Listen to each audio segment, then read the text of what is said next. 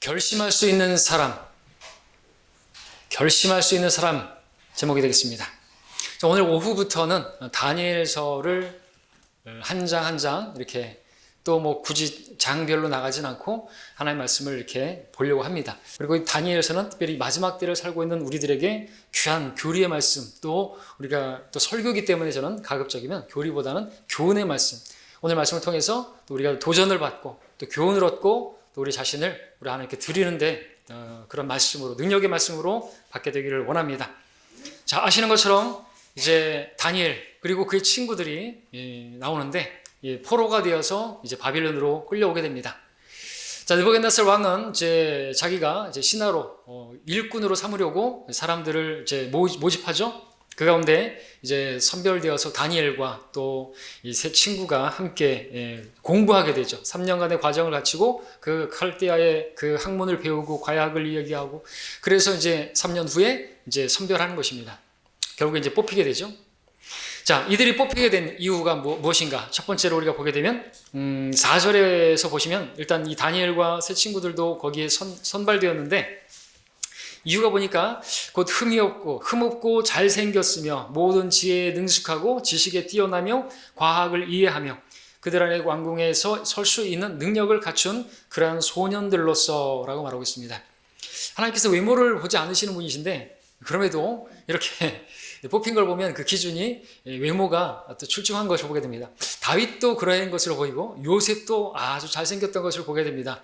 또 하나님의 복인 것 같습니다. 그렇죠? 우리 그리스도 안에서 다 이렇게 얼굴이 좋습니다. 예. 자,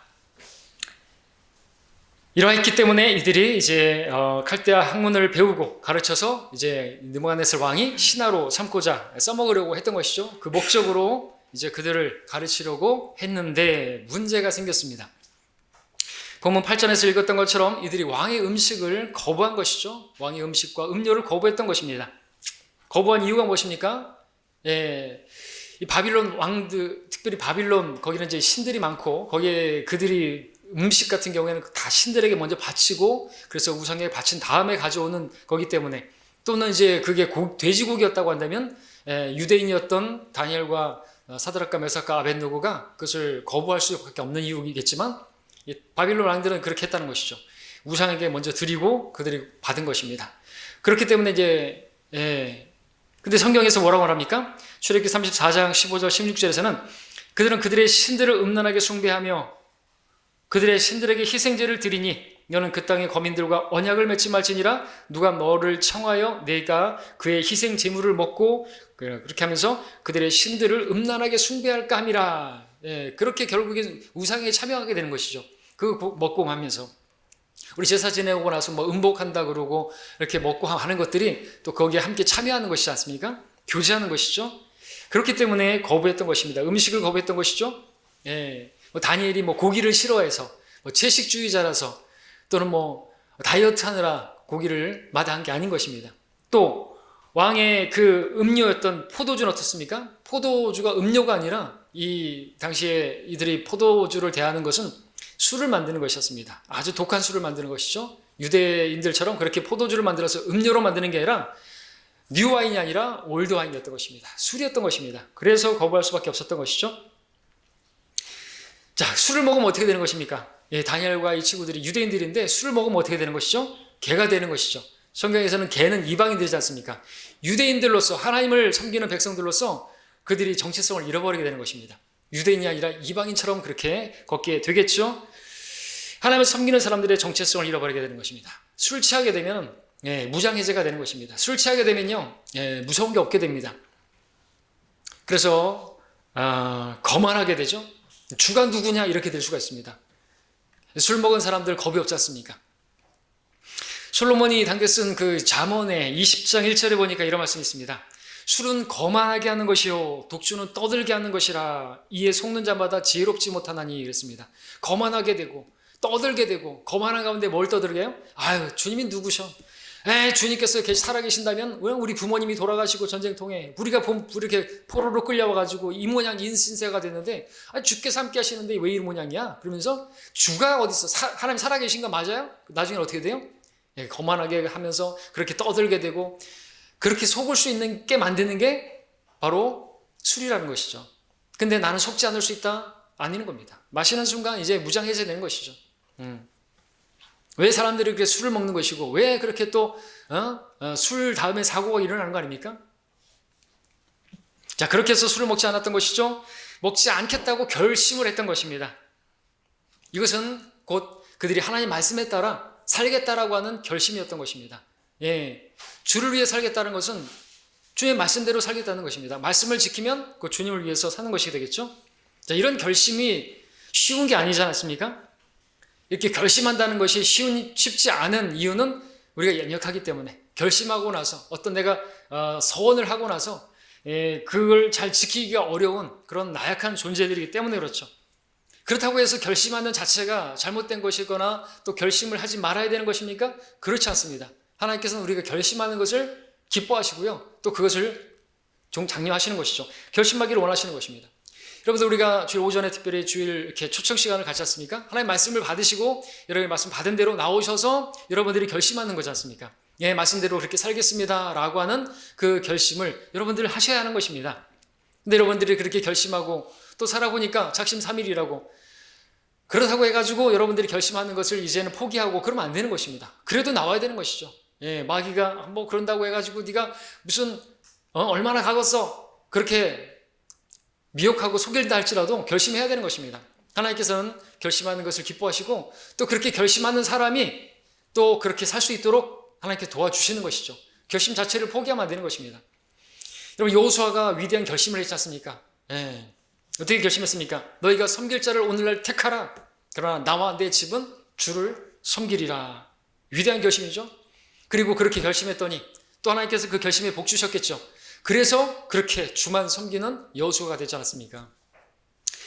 신약에서 베드로도 결심했죠. 결심하면 생각나는 사람 베드로. 주와 함께 내가 죽을지언정 주와 함께 내가 주를 부인하지 않겠습니다. 그렇게 말했지 않습니까? 근데 베드로의 세원은 어떻게 됐죠? 보기 좋게 깨지고 말았죠. 그런데 그렇다고 해서 베드로의 결심이 무모하고 헛되고 하지 말아야 했고 주책이고 그런 것입니까? 아니라고 생각합니다. 왜냐하면 결국 그는 어떻게 죽었습니까? 그의 결심대로 주를 부인하지 않고 난 주님처럼 그렇게 십자가에 똑같은 모양으로 달려 죽지 않겠다고 나를 거꾸로 매달라고 하면서 죽어가면서도 자기 목숨을 내어버릴진정 내가 주를 사랑하겠나이다 고백했던 것처럼 자기 목숨보다 주님을 사랑해서 주님을 부인하지 않고 그렇게 십자가에 죽었던 거 아닙니까? 예, 그가 처음에 고백했던 것처럼 예, 내가 죽을지언정 주님 부인하지 않겠다고 했던 그 결심이 이루어지지 않았습니까?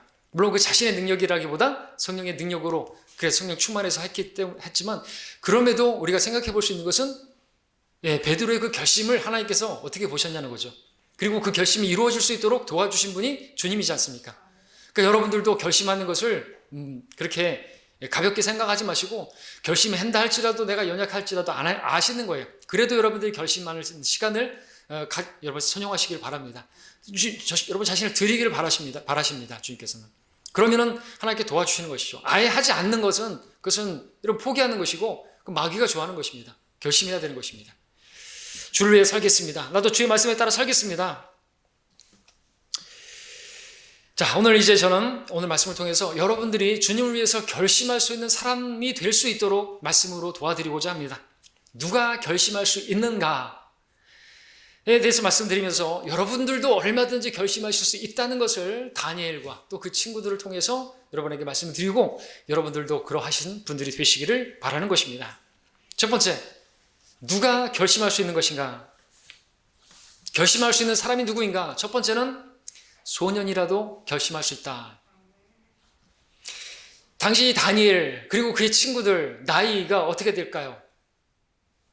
예, 성경 학자들에 따르면 16살에서 17살 정도 되는 나이라고 합니다. 자, 우리 가운데 그런 아이들 있습니까? 있겠죠? 예, 잘은 모르지만 그보다 더 된 아이 우리 자녀들도 있죠? 16살이면 몇 학년이죠? 중학교 3학년 정도 되죠?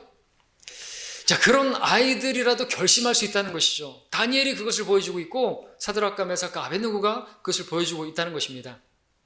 자, 우리는 그런 아이들이 중학교 3학년짜리가 하나님을 위해 살겠다고 나와서 결심하고 헌신하겠다고 하면은 우리는 어쩌면 우습게 여길 수가 있을지도 모르겠습니다. 가볍게 생각할 수도 있을 거예요. 뭐 한다고, 뭐 하겠어? 이렇게 생각할 수도 있을지 모르겠습니다. 그러면 안 되는 것이죠. 우리 부모님들 절대로 그런 생각하면 안 되고, 우리 자녀들도 내가 무슨 결심할 수 있겠어? 이런 생각 가지면 안 되는 것입니다. 우리는 또 그런 자녀들이 그런 결심했을 때 너무 가짜않게 보거나 또 내 자녀가 아니라 다른 우리 자녀가 그렇게 한다고 했을 때 가볍게 생각해서는 안 되는 것이죠. 그것은 바르지 않은 것입니다. 여러분, 다윗을 생각해 보십시오. 다윗이 골리앗 앞에 나가서 싸우겠다고 했을 때 누가 다 태클 걸었죠? 형 엘리압이 먼저 태클 걸었죠? 이런 방자한 것 같으니라고, 교만한 것 같으니라고, 네가 가서 아버지 양이나 돌봐. 그런 식으로 이렇게 했잖아요. 사울 왕도 어땠습니까? 너는 안 돼. 근데 저 골리앗은 어려서부터 전사였어. 너는 어려. 이렇게 했잖아요.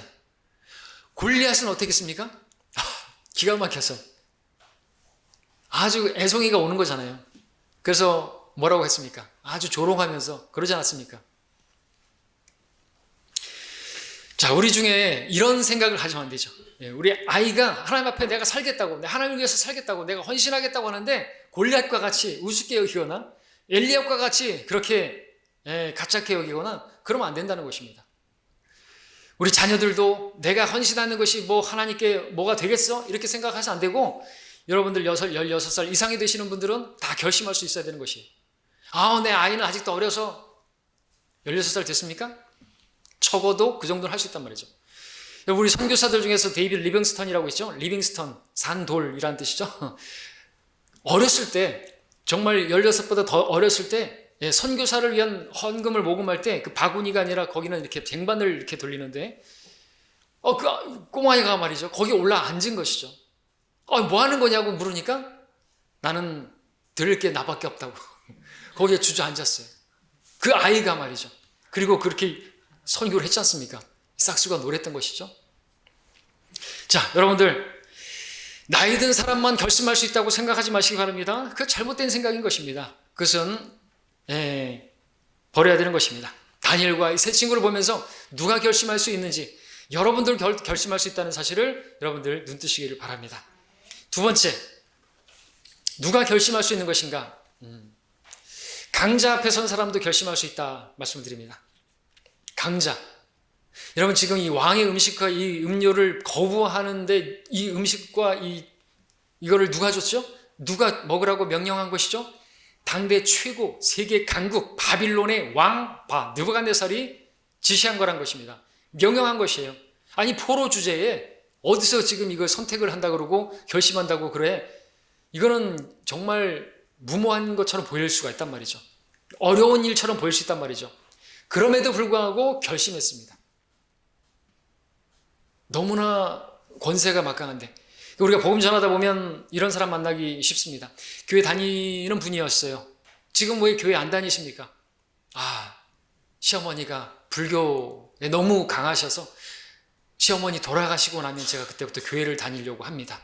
이렇게 말씀하시는 분들도 계시고, 제가 서울에 있었을 때도 똑같이 말했던 분도 계세요. 시어머니가 반대해가지고 이제 킹잼 성교 알고 이제 성별해서 교회 다니는데, 어머니가 그 장로교회 골수시고 권사신데 도저히 이거는 안 되는 것이, 여리코와 같은 그런 분이라 완강하셔가지고 아주 혼났다고. 그래서 시어머니 돌아가시고 나면 성경침례교회 출석하겠다고 이렇게 하셔서 그때 청년부였는데, 근데 그거를 어떻게 거꾸로 얘기하면 어떻게 되는 것이죠? 시어머니 지옥 보내고 나서 내가 교회 출석하겠습니다. 이거나 마찬가지 아닙니까? 예수님 앞에 나왔던 어떤 사람도 그랬죠? 주님을 따르라고, 나를 따르라고 하시니까 어떤 사람이 뭐라고 그랬습니까? 내 아버지 장사 지내고 내가 주를 따르겠나이다. 주님께서 어떻게 하셨죠? 아이고 효잘세 하셨습니까? 아니죠. 죽은 자들로 죽은 자를 장사 지내게 하고 너는 나를 따르라 이거죠. 하나님 나라를 전파하라고 그렇게 말씀하셨던 것을 보게 되는 것입니다. 자, 우리가 우리의 권세자, 우리의 머리, 왕, 복종하고 순종하는 것 마땅히 필요합니다. 그러나 그 어떤 권세자도 하나님과 나 사이에 끼어들게 해서는 안 되는 것이죠.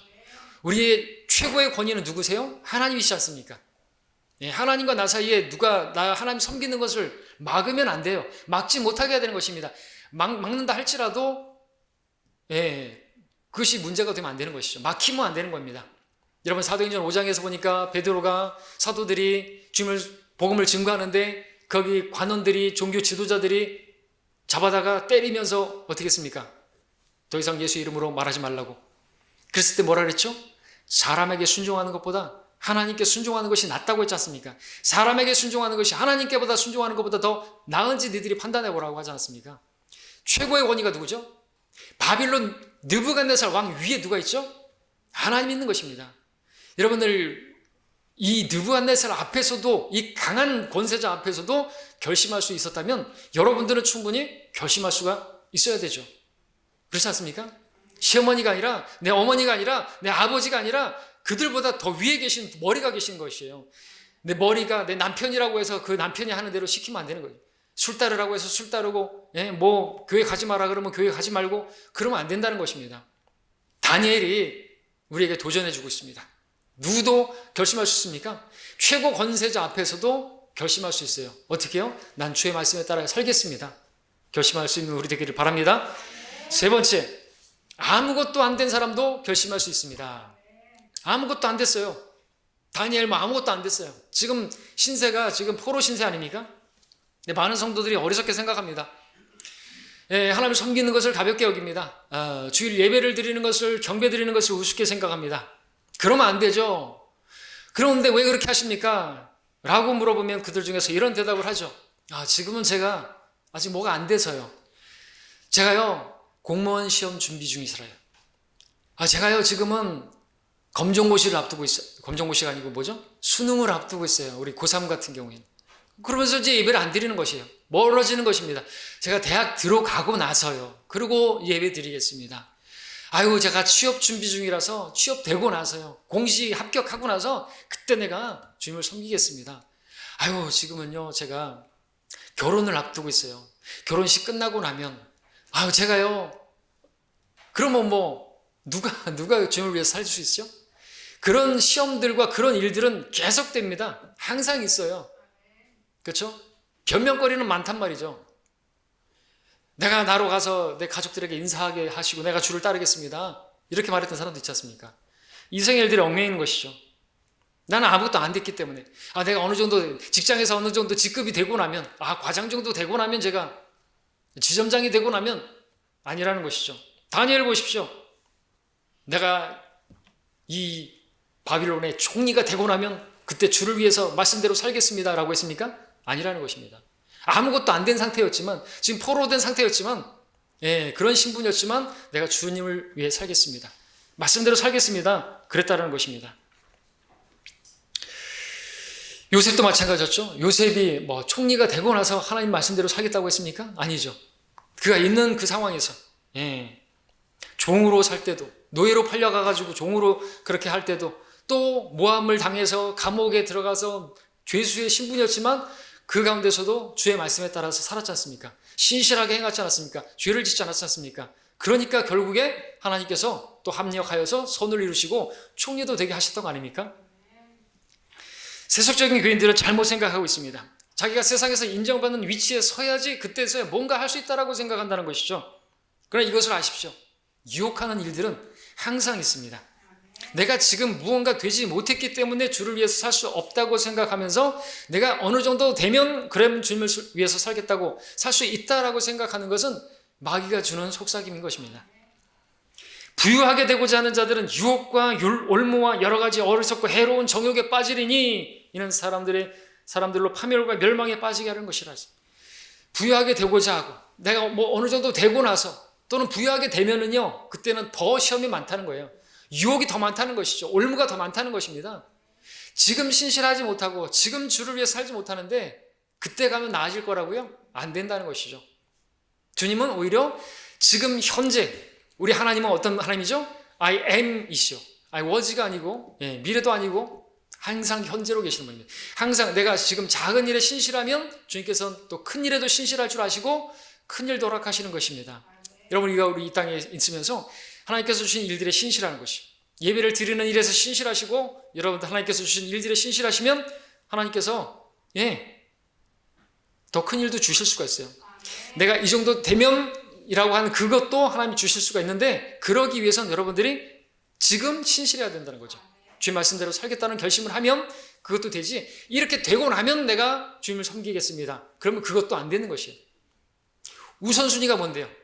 먹고 입고 마실 거 내가 다 되면 아니죠. 하나님의 나라와 먼저 의를 구하라고 말하고 있는 것이죠. 주님 제가 이러이러하기 때문에 안 되겠습니다, 이렇게 되면 아닌 것입니다. 오히려 주님 앞에 놔야 되는 거죠. 그렇게 하면 어떻게 해요? 먹을 거가 입을 거가 마실 것은 하나님께서 채워주신다고 했지 않습니까? 이 순서를 바꾸지 마시기 바랍니다. 하나님이 먼저세요. 하나님 먼저 사랑하시기 바랍니다. 여러분 타협하지 마시기 바랍니다. 목표를 이룬 다음에 주님 섬기겠다, 마귀가 주는 생각인 것입니다. 항상 현재적으로 여러분, 다윗이 이스라엘의 목자가 되기 전에 아버지의 양떼를 치는 목자로서 신실했습니다. 요셉은 이집트의 총리가 되기 전에도 포티발의 집에서 그 집을 관리하는 데 있어서 신실했습니다. 감옥에 들어가서도 신실했습니다. 사무엘, 이스라엘의 재판관으로 세워지기 전에 그는 어려서부터 하나님의 말씀을 가까이 하고 하나님의 말씀을 읽는 그런 아이로 그렇게 소문났던 것이죠. 우리 예수님 어땠습니까? 공생애를 30세 시작을 하셨지만 그 전에 12살이 되었을 때 성전에서 박사들과 이야기를 나눴습니다. 요셉과 마리아가 와서 이리 하니까 뭐라 그랬습니까? 내가 내 아버지 일을 해야 할 줄 모르셨습니까?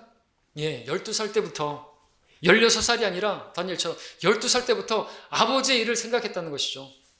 아버지 일을 할 생각을 하셨단 말이죠. 그리고 오늘 다니엘 그리고 새 친구들도 그랬습니다. 어려서 또 아무것도 되지 않는 상황에서 주를 위해 살겠다고, 말씀대로 살겠다고, 내가 이것을 거부하겠다고 그렇게 결심한 것을 여러분들 기억하실 수 있기 바랍니다. 그러므로 여러분들 아무것도 되지 않은 사람도 결심할 수 있다 기억하시기 바랍니다. 네 번째, 새로운 환경에 들어간 사람도 결심할 수 있습니다.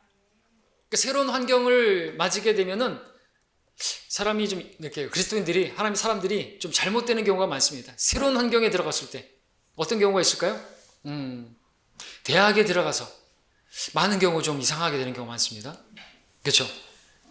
대학 친구들 막 술 마시고 막 그러면서 이상하게 돼요. 청년들, 우리 형제들은 군대 가갖고 이상하게 되는 경우가 많습니다. 새로운 환경. 유학 가서 또 그런 경우도 있고요. 새로운 것을 배울 때. 근데 바빌론 어땠습니까? 바빌론이 아니라 다니엘 어땠습니까? 바빌론에 들어가서 또 그 바빌론 대학이라고 할 수 있는 그 3년 과정을 거치면서 그는 타협이 없었습니다. 변질이 안 됐습니다. 주님을 위해서 살기로 결심한 그 결심이 바뀌지 않았다는 것이죠. 바빌론에 들어가서 새로운 것을 배우고, 대학에 들어가가지고 무슨 새로운 것을 배운다고 해가지고 믿음이 변질되면 안 되는 것입니다. 유대에 있었을 때 배우지 못했던 것들을 그곳에서 배우게 되었는데, 우리도 많은 사람들이 새로운 것을 배우거나 또는 새로운 사람을 만나거나 또 새로운 환경에 들어가게 되면 믿음이 잘못되는 경우가 있는데, 오늘 다니엘과 이 친구들을 보면서 도전을 받아야 되고, 또 우리는 그런 때 결심을 해야죠. 대학에 들어가기 전이든 군대 가기 전이든 하나님 앞에 결심하는 게 필요하다는 것이죠. 주님, 내가 들어가더라도, 거기 가더라도, 어떤 상황에 놓이더라도 내가 주를 위해 살겠습니다, 주의 말씀에 따라 살겠습니다, 결심하는 게 필요하고, 또 그럴 때 하나님께서 그 결심을 기뻐하시고 또 도와주시는 것입니다. 결혼을 했다든지, 또는 직장에 들어갔다든지, 또는 이사를 했다든지, 이렇게 새로운 환경에 놓이게 되면 거기에 이렇게 빠지는 경우 있습니다. 그렇죠? 새로운 것을 배워서 그래서 거기에 빠지거나, 또 새로운 배우자를 만나서 결혼 생활에 빠지거나, 새로운 곳으로 이사를 가서 또 그 환경에 물들고, 그러면 주님 멀리하게 될 수가 있단 말이죠. 또 이사를 가가지고 혼자 있게 되었을 때 조심해야 되는 것입니다. 거기에 물들게 되면 안 되는 것이에요. 주님을 더욱더 찾아야 되는 것입니다. 나중에는 그리스도인의 정체성을 잃어버리게 되는 거죠. 그러면 안 되는 것입니다.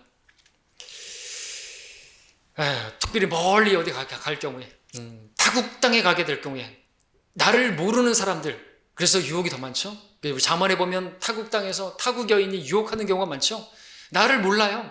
나를 모르니까 내가 망가지기 쉽단 말이죠. 내가 그리스도인인 걸 아는 사람들이 많이 있으면은 좀 덜한데 그렇단 말이죠. 자, 기억하십시오. 다니엘과 새 친구들은 타국 땅에 갔지만, 새로운 환경에 들어갔지만, 그럼에도 그들은 거기서 결심했고, 흔들리지 않았고 3년의 과정을 거쳤지만 바빌론의 대학을 배웠지만 대학을 배웠네요. 바빌론에 들어가서 그런 칼데아 문학을 배웠지만 그들은 변하지 않았다는 것이죠. 또 변하지 않았던 것은 그들이 들어가기 전에 결심을 했기 때문에 주님 말씀에 살겠다고 자신을 드렸기 때문에 그렇게 되었다는 것을 기억하실 수 있기 바랍니다. 다섯 번째 마지막입니다. 어려운 환경에 처한다 할지라도 결심할 수 있습니다. 어떤 결심이요? 주를 위해 살겠다고 말씀대로 살겠다고 결심할 수 있다는 것이죠. 어려운 환경. 네 번째도 말씀드렸지만 청년들의 경우에 이제 군대 들어가게 되면은 망가지는 경우가 많다 그랬습니다. 어려운 환경이기 때문에 그렇죠. 고참에 막 갈구고 또 어려운 훈련이 있고 그러다 보니까 또 외국으로 유학한 학생들 같은 경우에 정말 잘 되라고 그렇게 보냈는데 새로운 환경에서 또 어려운 환경에서 또 이런 잘못된 친구들을 만나서 또 이렇게 부모님이 보고 싶고 한 그런 그 향수병에 걸리게 되고 또 음식도 잘 안 맞고 언어도 잘 소통이 안 되고 그런 어려운 환경일 수 있지 않습니까? 자, 그 외에도 다른 어떤 어려운 환경 놓일 수 있습니다. 그러나 다니엘과 이 세 친구보다 더 어려운 환경에 놓일 수 있을까요? 지금 전쟁으로 해서 부모를 잃어버리고 그리고 살아있는지 죽었는지도 모르는 상황일 수도 있고 거기다 자기들은 포로가 되었고 그런 상황인데 그런데도 결심했다는 것이죠. 그렇다면 여러분도 결심할 수가 있지 않습니까? 할 수 있어야 된다는 것이죠. 그렇게 결심했더니 그들의 어려운 환경은 사실 어렵지가 않았던 것입니다. 그러면 주님께서 동행해 주시고 주님께서 위로해 주시고 주님께서 또 인도해 주시는 것이죠. 그러므로 여러분들 환경이 어렵다고 핑계 대시면 아니 되십니다. 환경의 지배를 받는 것이 아니라 우리는 환경에 지배받기 쉬운데 그런 환경에 들어갔을 때 어려운 환경에서 그 환경을 지배받는 것이 아니라 뛰어넘는 그런 것이 믿음이지 않습니까? 환경을 볼 게 아니라 우리는 그때 주님을 바라봐야죠. 풍랑을 바라볼 게 아니라 주님을 바라봐야죠. 환경을 바라보게 되면 물에 빠지고 마는 것입니다. 망하고 마는 것이죠. 주님 바라보기를 그만두고 내 안에 계신 성령님을 통한 위로를 받기를 별거 아닌 거로 생각하고 그러면은 어렵게 된다는 거죠. 세상이라는 바다에 빠지게 되고 영적인 사망을 당할 수밖에 없는 것입니다.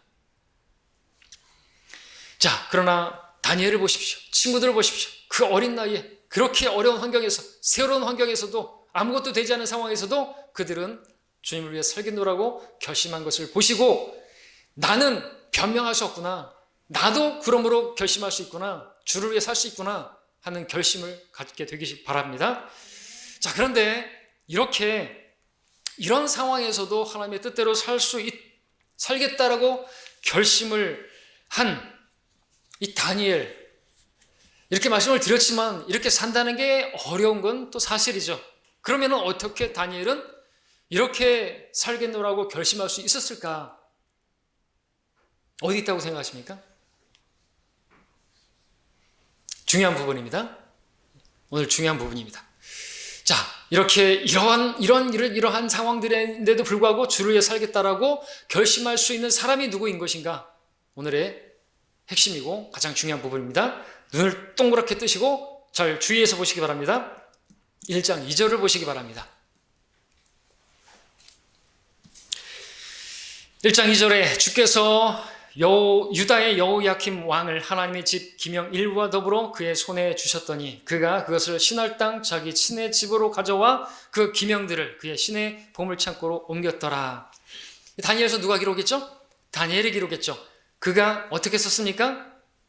지금 어떻게 썼다고 말하고 있죠? 이렇게 썼습니까? 바빌론의 느부갓네살 왕이 유다의 여호야킴 왕 그걸 하고 잡아갔고 기명을 뺏어왔고 그러더니 자기 집에다가 자기 신의 보물창고에다가 옮겨서 집어넣었더라. 이런 식으로 썼습니까?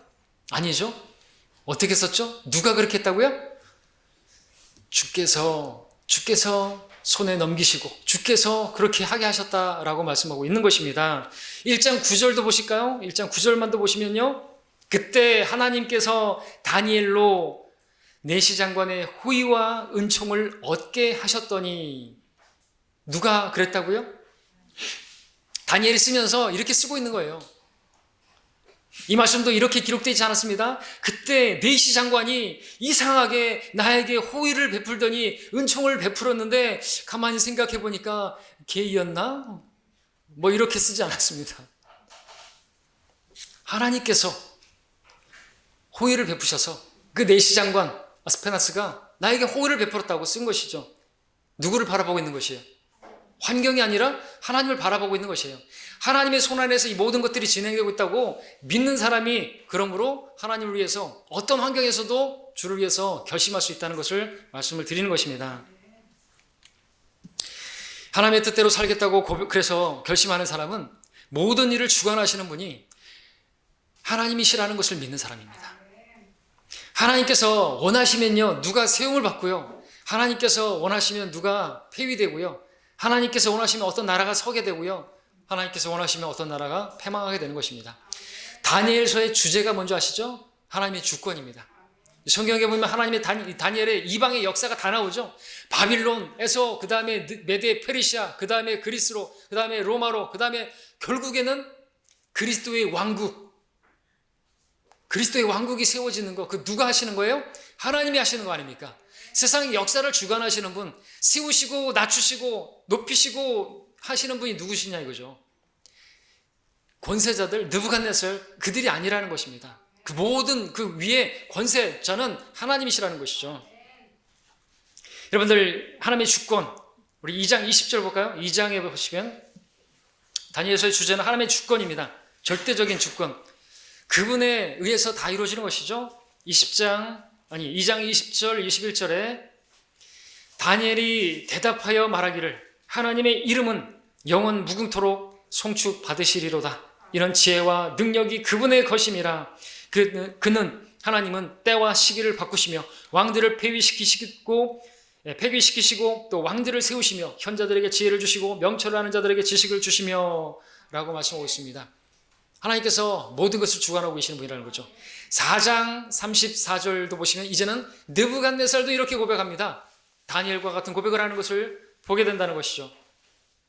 4장 33절 35절 그날들의 마지막에 나 느부갓네살이 하늘을 향해 내 눈을 들었더니 내 명철이 내게 다시 돌아왔고 내가 지극히 높으신 분을 송축하며 영원히 사시는 분을 찬양하고 존경하였으니 그분의 통치권은 영원한 통치권이요 그분의 왕국은 대대에 이르리로다. 땅의 모든 거민은 아무것도 아닌 것으로 여겨지나 그분께서는 하늘의 군대에 있어서나 땅의 거민들 가운데서 나 자신의 뜻에 따라 행하시나니 그분의 손을 치거나 그분께 말하기를 당신은 무엇을 하는가 할 자가 아무도 없느니라 말씀하고 있다는 거죠.